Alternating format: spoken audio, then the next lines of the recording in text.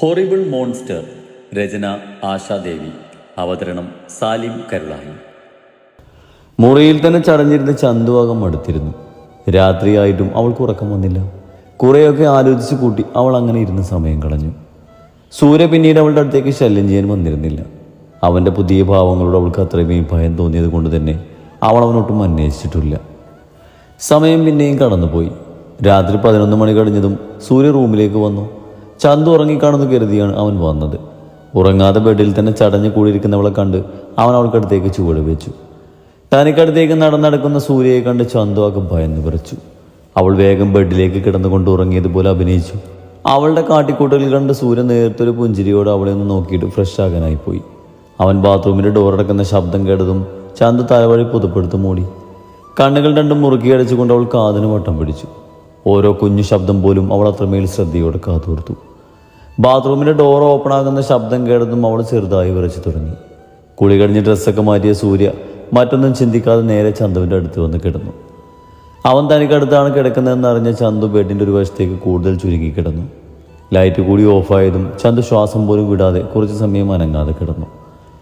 സമയം കടന്നുപോയി. സൂര്യ ഉറങ്ങിയെന്ന് മനസ്സിലായതും ചന്തു പതിയെ അവൻ കിടക്കുന്ന സൈഡിലേക്ക് മുഖം തിരിച്ചു വന്നു. പേടിച്ച് നിലവിളിയോടെ ചന്തു ഒന്ന് പുറകോട്ട് ആഞ്ഞുപോയി. കണ്ണുകൾ തുറന്ന് തന്നിൽ തന്നെ മിഴികൾ നട്ട് കിടക്കുന്നവനെ കണ്ട് അവൾ ഭീതിയോട് ഒന്നിരക്കി. എന്താടി, രാത്രി ഉറങ്ങാത്ത മനുഷ്യനെ മെനക്കെടുത്തുന്നോ? അവളുടെ ഭയന്ന ഭാവം കണ്ട് അവൻ അല്പം കടുപ്പിച്ച് ചോദിച്ചു. അവൻ്റെ സംസാരം കേട്ട് ചന്തുവിന് പെട്ടെന്ന് ദേഷ്യം വന്നു. അവൾ ആ സമയം മറ്റെല്ലാം മറന്നുകൊണ്ട് ആ പഴയ കില്ലാടിയായി മാറിയിരുന്നു. തനിക്ക് എന്താടി എൻ്റെ ബെഡിൽ കാര്യം? രാത്രി വന്ന് കള്ളനെ പോലെ അടുത്ത് കിടന്ന് പേടിപ്പിച്ചിട്ട് നാള് കളിക്കുന്നു. അവളുടെ വർത്താനം കേട്ട് തൻ്റെ പഴയ ഭാര്യയെ തിരികെ കിട്ടിയാലും ഓർത്തു സൂര്യയുടെ ഉള്ളിൽ സന്തോഷം നിറഞ്ഞുവെങ്കിലും അവനത് പുറമേ പ്രകടിപ്പിച്ചില്ല. ആരാടി അതിനെ ഒളിച്ചു വന്ന് നിന്റെ അടുത്ത് കിടക്കുന്നത്? ഞാൻ നിന്റെ ഭർത്താവാണെന്ന കാര്യം മറന്നുപോയി നീ? തികഞ്ഞ പുച്ഛത്തോടെ അവൻ ചോദിച്ചതും അവളുടെ മിഴികൾ ഈറനായി. സൂര്യൻ അവൻ ഒരുപാട് മാറിപ്പോയിരിക്കുന്നു. രൂപം കൊണ്ടും ഭാവം കൊണ്ടും തനിക്ക് മുമ്പിൽ ഇപ്പോൾ ഇരിക്കുന്നവൻ മറ്റാരാണെന്ന് തോന്നിപ്പോയി അവൾക്ക്. അവളുടെ സൂര്യേട്ടൻ ഒരു ഉറുമ്പിനെ പോലും നോവിക്കാത്ത പാവമായിരുന്നു. താൻ എത്രയൊക്കെ ദേഷ്യപ്പെട്ടാലും തന്നെ നോക്കി പുഞ്ചിരി തൂക്കുന്നവൻ. തന്നെ ചീത്ത പറയുകയോ എന്തിന് ശബ്ദം പോലും ഉയർത്താൻ അറിയുകയില്ലാത്തൊരു പാവം. ചന്തുവിൻ്റെ മിഴികൾ നിറഞ്ഞത് കണ്ടതും സൂര്യക്ക് അവളുടെ മനസ്സിലെ ചിന്തകൾ മനസ്സിലായി. അവനവളെ പ്രണയത്തോടെ നോക്കി. പത്മ. അവൻ്റെ പ്രണയത്തോടെയുള്ള വിളി കേട്ട് ചന്തു തൻ്റെ 2 കൈപ്പത്തിയാലും തൻ്റെ കാതുകൾ മൂടി. അവൾ വേഗം ബെഡിൽ നിന്ന് എഴുന്നേറ്റ് താഴേക്ക് ഇറങ്ങി. അവനും അവൾക്കൊപ്പം എഴുന്നേറ്റു. വേണ്ട, എനിക്ക് കേൾക്കണ്ട ഈ പേര്. എനിക്ക് വെറുപ്പാ. അവൾ അമർഷത്തോടെ പറഞ്ഞതും സൂര്യയുടെ മിഴികൾ ചുവന്നു. നീ ഇനി എത്രയൊക്കെ നിഷേധിച്ചാലും ഞാനാ നിന്റെ ഭർത്താവ്. സത്യം ഇതാണ്, ഞാൻ ഇങ്ങനെയാ. നീ ആ നാട്ടിൻപുറത്ത് കണ്ട നിഷ്കളങ്കനല്ല ഞാൻ. ദേഷ്യവും വാശിയും പകയും നിറഞ്ഞ, ആരെയും കൊല്ലാൻ പോലും മടിയില്ലാത്ത ഈ മുംബൈ നഗരം മോൺസ്റ്റാർ എന്ന് പേരിട്ട് വിളിക്കുന്ന ഗ്യാങ്സ്റ്ററാണ് ഞാൻ. ആ സത്യത്തിൽ നീ ഉൾക്കൊണ്ടേ മതിയാകൂ. ചന്തു അവനെ ആദ്യം കാണുമ്പോൾ നോക്കി. അവൻ്റെ സംസാര രീതിയിൽ പോലും മാറ്റങ്ങൾ വന്നത് അവൾ ശ്രദ്ധിച്ചു. ഇപ്പോൾ നല്ല ഉറച്ച ശബ്ദമാണ് അവന്. അതിൽ ഒരു ആജ്ഞശക്തിയും വന്യതയും നിറഞ്ഞു നിൽപ്പുണ്ട്. നിന്നെ ഞാൻ സ്നേഹിക്കുന്നുണ്ട് പത്മ. നീ ഒരുത്തിക്ക് വേണ്ടി ഞാനോ നിന്നെ കെട്ടാൻ വന്നവനെ പൂട്ടിയത്? അവൻ്റെ വാക്കുകൾ അവൾ അക്ഷരാർത്ഥത്തിൽ ഞെട്ടിച്ച് കളഞ്ഞു. ചതിക്കുവായെന്നല്ലേ? ഞാൻ എന്ത് തെറ്റാ തന്നോട് ചെയ്തത്? എൻ്റെ അച്ഛൻ അന്ന് ആ മനുഷ്യൻ അത്ര പേർക്ക് മുമ്പിൽ എനിക്ക് വേണ്ടി.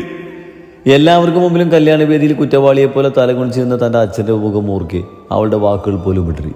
ചന്തവിൽ നിന്നും ഒരു തേങ്ങൽ ഉയർന്നു. നീ ഒരു ചതിയനാ, ദുഷ്ട. തന്നെ ഞാൻ വെറുതെ വിടില്ലടോ. അവളവനെ പകയോടെ നോക്കി.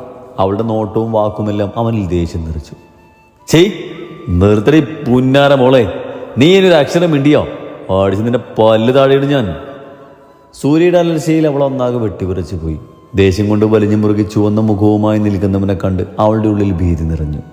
പേടിയോടെ ചന്തു 2 അടി പിറകോട്ട് വെച്ചതും അവൻ വേഗം ചെന്ന് അവളുടെ കയ്യിൽ പിടിച്ച് തന്നോട് ചേർത്തു. ചന്തു വെറുപ്പോടെ അവൻ്റെ കയ്യിൽ കിടന്നൊന്ന് കുതറി. ഓടങ്ങി നിന്നില്ലെങ്കിലെ സ്വഭാവം മാറുവേ. നീ ഇതുവരെ കണ്ട പോലെ ഒന്നും ആകില്ല ഞാൻ. അത് താങ്ങില്ല പത്മ നിനക്ക്.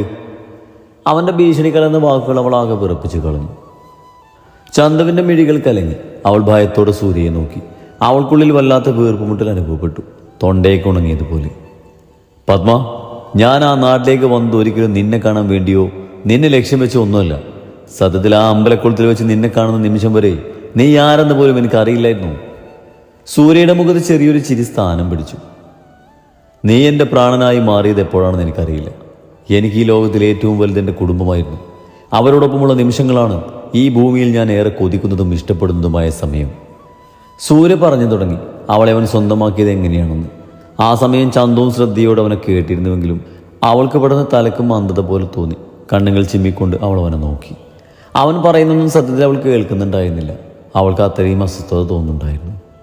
ഇവിടെ ജോലിക്ക് നിൽക്കുന്ന നീള എന്ന പെൺകുട്ടിയെ ചതിച്ചവനെ തേടിയാ ഞാൻ എവിടേക്ക് വന്നത്. ഒരു കല്യാണത്തിലൂടെ എൻ്റെ നാട്ടിലെ മറ്റൊരു പെൺകുട്ടിയെ കൂടി ചതിയിൽപ്പെടുത്താൻ ശ്രമിക്കുന്നവനെ എങ്ങനെയും തടയണം തോന്നി. അവൻ പറഞ്ഞുകൊണ്ട് അവളെ ഒന്ന് നോക്കി. പെട്ടെന്നാണ് സൂര്യയുടെ മുഖം ചുളിഞ്ഞത്.